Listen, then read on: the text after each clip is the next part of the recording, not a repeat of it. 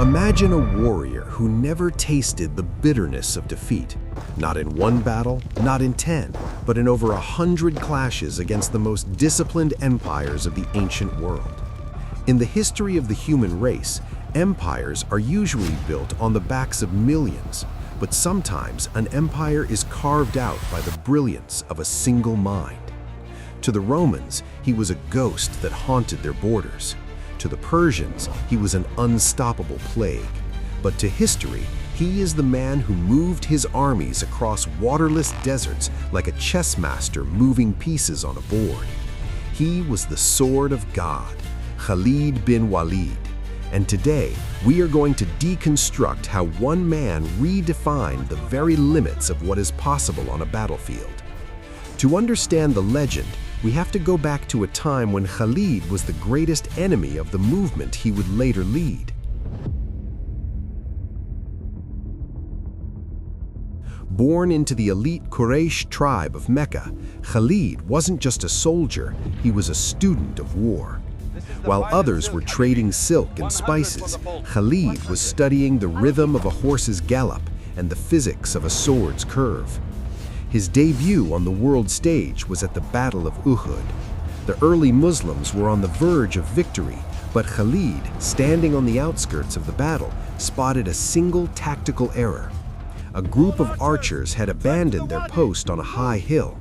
In that split second, Khalid didn't wait for permission. He launched a flanking maneuver so fast and so violent that it crushed the momentum of the rebels in minutes. He didn't just win. He proved that in war, a single moment of negligence can change the fate of an entire nation. But Khalid's story is not one of simple conquest. It is a story of a radical transformation. After years of fighting against this new message, Khalid found himself standing in the desert, staring at the horizon. He realized that no human power could create the level of conviction he saw in his enemies. In a move that sent shockwaves through the nobility of Arabia, the desert's greatest general abandoned his wealth, his status, and his home. He rode alone to Medina, not to command, but to join the ranks as a common soldier. When the Prophet Muhammad met him, he didn't see a former enemy, he saw a weapon of destiny. He called him Saifullah, the sword of Allah. The world soon learned what that title meant. At the Battle of Mu'tah, Khalid found himself in a nightmare scenario. He was part of a small force of 3,000 men that was suddenly intercepted by a Roman legion of over 100,000 professional soldiers.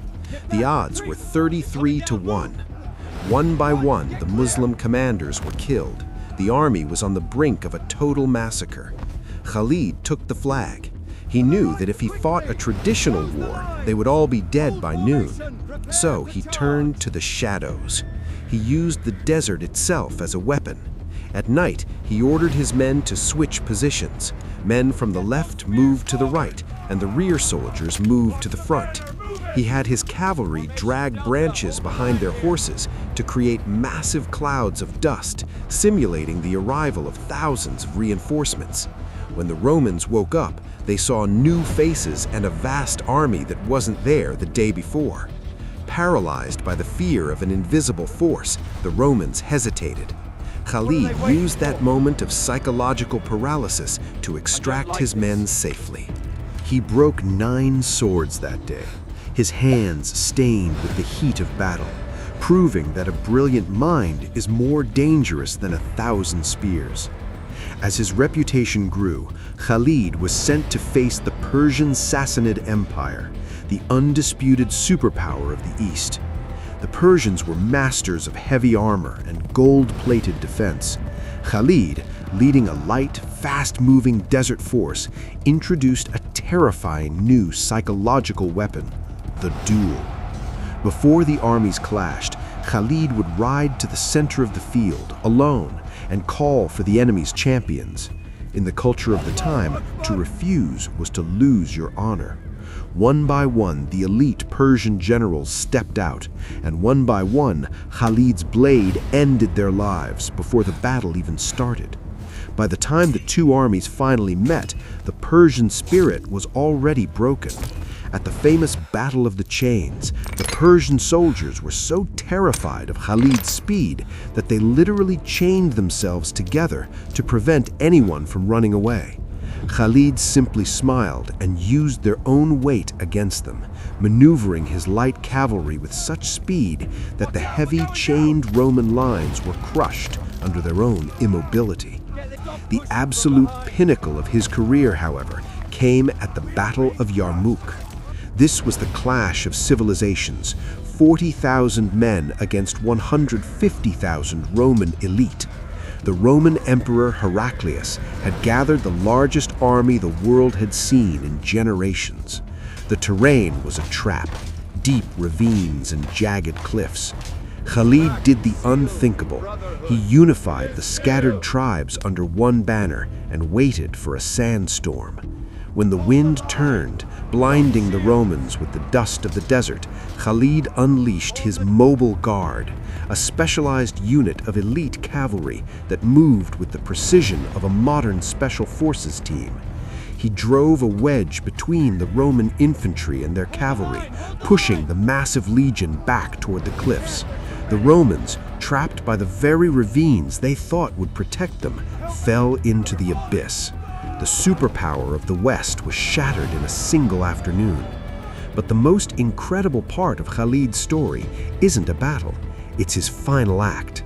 At the height of his power, with 2 empires at his feet, he was suddenly ordered to step down by the leader of his people, Caliph Umar. The reason was profound. The people were starting to worship Khalid instead of the cause he fought for. Any other general in history would have used his army to seize the throne, but Khalid, the man who never lost, simply laid down his sword. He said, "I fight for the God of Umar, not for Umar." He spent his final years as a private citizen, far from the glory of the front lines. In 642 AD, the sword of Allah lay dying on a simple bed. He began to weep, pulling back his clothes to show his friends his body. It was a map of human pain, covered in over 100 scars from swords, spears, and arrows. He cried out in frustration, "I searched for death in every corner of the world, so why am I dying here in bed like an old animal?" His friend looked at him with tears in his eyes and gave the only answer that made sense. "O Khalid, you are the sword of God. If you had been killed by an enemy on the battlefield, it would mean that the sword of God had been broken, and the universe could never allow the sword of God to be broken by any man." Khalid bin Walid died with nothing but his horse and his sword, leaving behind a legacy of undefeated courage that still echoes through the desert winds today.